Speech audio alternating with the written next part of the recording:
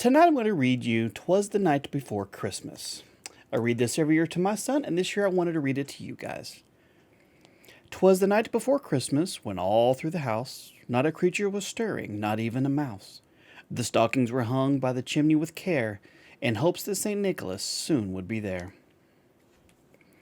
The children were nestled all snug in their beds, while visions of sugar plums danced in their head, and Mom in her kerchief, and I in my cap, had just settled down for a long winter's nap.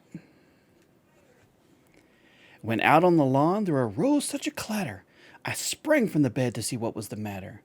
Away to the window I flew like a flash, tore open the shutters, and threw up the sash. The moon on the breast of the new-fallen snow gave the luster of midday to objects below, when what to my wondering eye should appear but a miniature sleigh and 8 tiny reindeer. With a little old driver so lively and quick, I knew in a moment it must be St. Nick. More rapid than eagles his coursers they came, and he whistled and shouted and called them by name.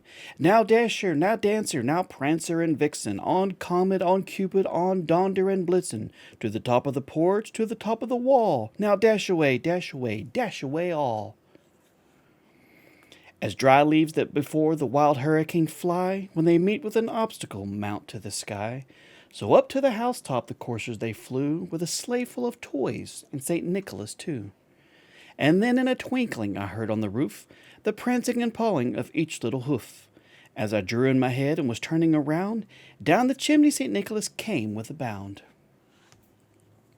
He was dressed all in fur from his head to his foot, and his clothes were all tarnished with ashes and soot.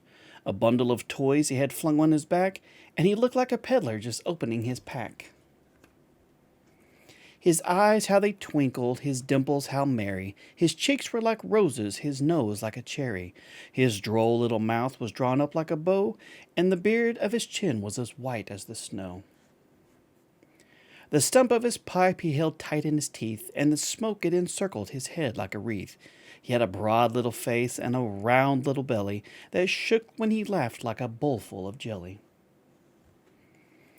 He was chubby and plump, a right jolly old elf, and I laughed when I saw him in spite of myself. A wink of his eye and a twist of his head soon gave me to know I had nothing to dread. He spoke not a word, but went straight to his work, and filled all the stockings, then turned with a jerk, and laying his finger aside of his nose, and giving a nod, up the chimney he rose. He sprang to his sleigh, to his team gave a whistle, and away they all flew like the down of a thistle. But I heard him exclaim, as he drove out of sight, "Merry Christmas to all, and to all a good night."